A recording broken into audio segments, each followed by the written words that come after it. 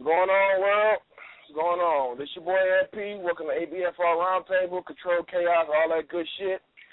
This is MP. Right next to me is Bleak. Right next to me is Rush, and right next to me is Felipe. We were going to go into a song, but we got a lot of clips we got to play today, so we're going to go straight to the interview. Felipe, you can go ahead and introduce our guest tonight. All right, so our special guest tonight, we have Ultimate Fighter Season 13 winner, Tony Ferguson. Tony, how's it going tonight, man?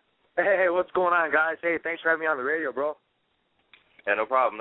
So let's get right into it, the Ultimate Fighter. Was this the first time you tried out for this show, or was it, an ongoing thing? 'Cause I know quite a few people tried out a lot and then finally made it.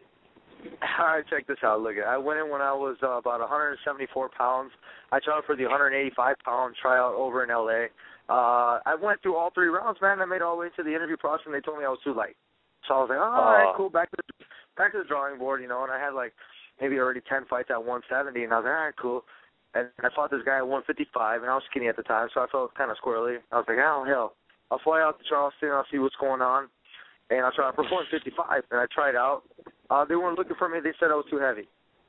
So I was like, oh, damn. I was like, all right, I go back to the drawing board, and I won a belt at 170, and I went out to the 170-pound tryouts, and what I did was I put all stats down, and that's how I actually got on the third time.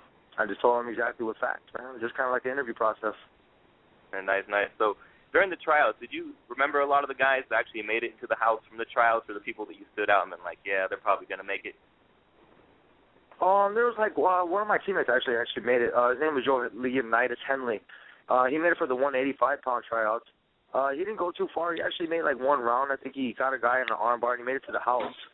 This is when they actually had the tryouts for the actual show. He was the guy for the wild card. He got pissed because he didn't make the wild card, right? What was that? Leonidas was the guy that Hammer Tree went out for the wild card. He stopped Dana, and Leonidas was pissed. He's like, man, if I would have known, I had to go get him. He was that guy, right? Yeah, long hair. Like that. Long hair, big old chin beard. Yeah, that guy. All right, so you make it. He's got good intentions. His jiu-jitsu's legit, but I guess Adam needs a little bit of work. All right, if you made it on the show, did you think you'd have to fight your way into the house, or did it, regardless, however many people ask this question, I was ready to go. The one thing was, as soon as I left practice and I was training, it was a minute on my back, for every new guy that was in there was 6 guys. So we weren't just doing 5-minute rounds, before going to this fight, 5-minute rounds, 6-minute rounds with a new guy every minute, from my back, side mount, half guard, and every new position every single minute, and I had to start and then 1-minute break and then start over. So going into this fight, I was ready, man. It would have probably been easier, because maybe we would have got all the rounds out, would have got the nerves out, and I would have been able to actually control myself a little bit better, when actually, Dana White was right there.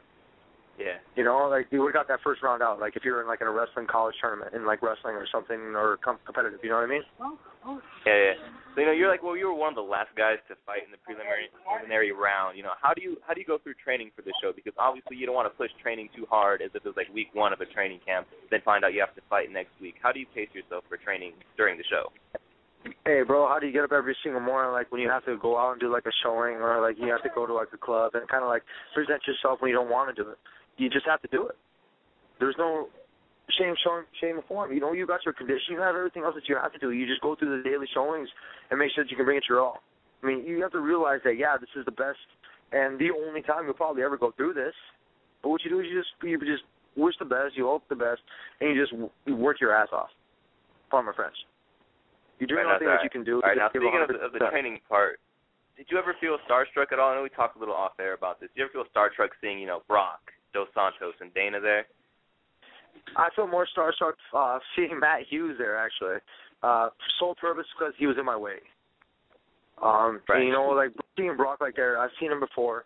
Dana White, I can always imagine Dana White. Talking to Dana was a different thing. That guy's a man. I mean, that dude's that guy's a dude. Not even kissing his butt. But that guy's blue collar, all for the fighter. Hey, you fuck with one of my fighters, I'm gonna kick your ass. Pardon my French. And I tell you what, Dana backs us up, and all he wants is people to get in there and fight. You don't see me talking too much, As far as anybody else, he had Joe Rogan and everybody else, but I tell you what, as far as Brock, I always wanted to be a part of Brock's team, or have him coach me, and that was awesome. That was the coolest thing in the world. But like I said, Matt Hughes, rolling with him, I was like, man, this guy's strong. It made me realize where I have to get with my training, and that's why I stepped it up. Right, because he's a real short, stocky guy, real muscular guy. Been wrestling since back in the day. So, I mean, did you work with Brian Stan a lot when he came onto the show, or did he just kind of come on and talk? Who's that? Did you work a lot with Brian Stan when he came on the show, or he just kind of come on there and talk? He's just like a Marine thing. All he did was talk, bro. He was cool, and he was very inspirational to talk. I give it to the Marines. I got a couple of boys that fight over there, and, a lot of my troops. I give it to him, dude. He's been there, man. He's actually in the spotlight. How can you not respect a guy that's like that? For any person that's actually fighting to roll their eyes at a guy like that, they need to take a look at themselves and check themselves. I'm no way to check myself or anything else like that, but, come on, man. Why do we sign on the dotted line? We should be out there, too, as well. Why not? Right. Risking our lives every single day. A lot of people have been saying, oh, the UFC is pushing too much Brian Stan, former Marine. And do you think that's not really like a justified criticism, saying he's taking his Marines too far? Hey, man, I tell you what, whatever ideology that he has to bring inside that cage with him in order to win, I tell you what he's going to do. And for right now, whatever he's bringing in with him is winning. I tell you what, not every single person that goes in there or talks or has an opinion on Twitter or Facebook, it doesn't matter. What matters is, we know what we're doing when we're training. We're building up the building blocks for you guys and everybody else out there to see the final product. We're martial artists, man. We're painting that picture for you guys. But you guys don't see it until the end product. And Brian Stan is one of those products. And he's proud to say it's part of the Marines, man. Me, I can take mine from breakdance music, because I feel a rhythm. There you go. All right. Now, let's get back to this show. I mean, you were one of the last fights. People, the fans, as the show was airing, were complaining, these fights were boring, specifically the Shamar Bailey fight. And Dana was saying, the fights are going to get good. Hang on a second. Then your fight came around, and you fought, in the words of Brock Lesnar, Randy Couture's long-lost son, Justin Edwards. At the start of the fight, he came out swinging towards you like crazy. And in the middle of the fight, another great Brock quote was, he blew his wad. Did you feel like he kind of stopped in the middle of the round, and that was your time to take the fight over? Oh, it was, man. The producer did it on purpose, too. I take direction very well, man, and what I do is I listen well. Why? Because these guys obviously have they're going to tell me something, not because they want to just tell me or because the cameras are there. A lot of people want to believe the cameras are there until people would speak, but I listened to Brock, and I knew that, he's not going to BS. He's a D1 wrestler. Why? If this guy likes to to blow his, like I said, blow his wad, if he wants to go out there and, give it all he's got for, 30 seconds, weather the storm, and bring it on after that. So that's exactly what I did. I had movement, foot movement. I paced myself, make sure I stuck him in between. If you see every single flurry that he threw me, I stuck him with a jab, maybe a 2-1. And what I did was clean cut, just hit him. These gloves are not 14-ounce gloves or 16-ounce gloves, and after a couple of sweating sessions, they weigh about a pound and a half. These are 4-ounce gloves. And no matter how much you sweat, you can still throw them like they're feathers. And so... And that's one of my best buddies, in training, in sparring, he tells me, he's like, you want to sting him. You want to pepper him.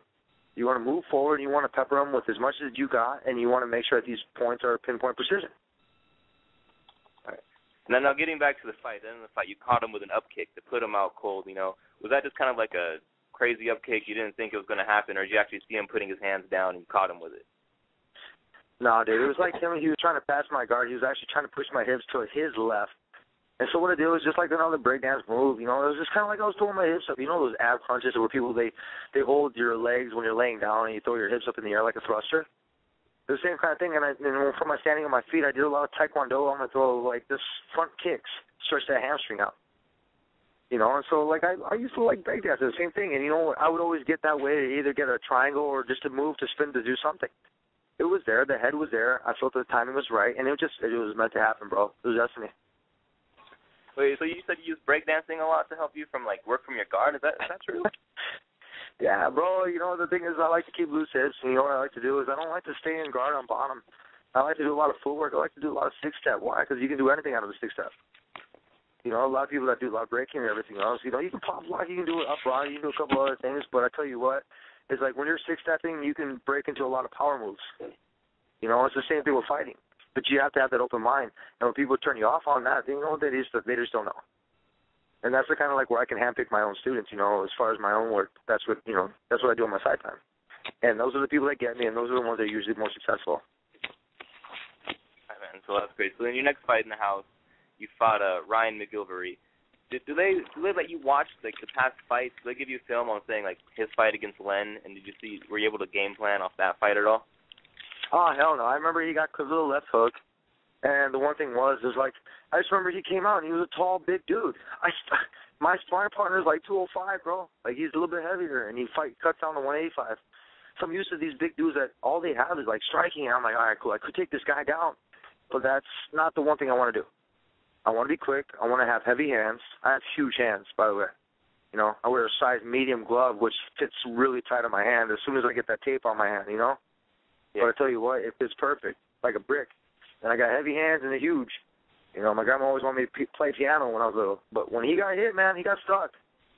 And it was a weird feeling because as soon as I saw it, he went backwards. And it took for, like, Clay Harbison to tell me, hey, kick his, you know, don't get him, or something crazy he yelled. I just went over there and just tackled him, just finished him. Right. You know, and before we get into like the big drama that happened after the fight, it seemed like Len Bentley was kind of sort of the outcast before everything happened with you. Did the team kind of not get along with Len? He seemed very like prima donna-esque and didn't take criticism well. You know, was he kind of an outcast for the team and just the house in general? Who are you talking about, Len? Yeah. Oh, Len, yeah, you know what, there was always a scapegoat, man. Regardless of who it was, there always had to have been one person that everybody had to pick on. Why? If not, then it's a boring show. Sucks. Nobody wants to listen to a bunch of people like playing pool and getting along. Kidding me? No, right. I'm going to flip the channel.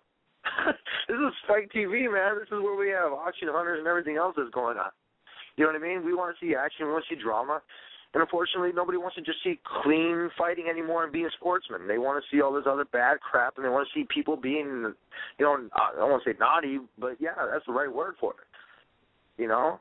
No BS. Len was that guy at the time. You know, same thing with Chris Copeland. You know, we figured that he was going to write stuff in the sand. Right. You know, and like all the, you know what I mean? It was just a bunch of stuff, and that's exactly what the producers wanted. And so what they wanted is what they got. You know, me, I threw a stool, man. You know, and I asked the guy where his kid was, and I got drunk one night, and I made a very stupid mistake. And it sucked. Right, you know, I had to live with it every single day until then, you know. But, you know, did you think the editing made that seem worse than what it was, or was it actually as bad as the TV show showed it? Me, what I did was I looked at my eyes. It only took me one spot to look at my eyes and knew that it was the wrong thing. Regardless, it's not an excuse of how bad or if it was anybody else. All I saw was just one time, and that's all it's going to take a little kid to look at that and say, hey, I hate this guy. Right. I don't want that. I took his full responsibility of that and try to make amends to it. If it doesn't, you know, if this little kid grows up 15 years later, not to, hey, be like, hey, you know what, I don't forgive you. You know, not to hate on it. Why? Because, you know what, I'm sorry. You know, all I want to do is make something better about myself. And the only way I can do is square one. You know, it's straight from home, do things for myself, and just try to, like, make myself better. And then eventually, maybe this kid, maybe 18 years later, will be like, hey, you know what, Tony, you did finally something good. You know, and just keep trying. That's it. You know, no bullshit.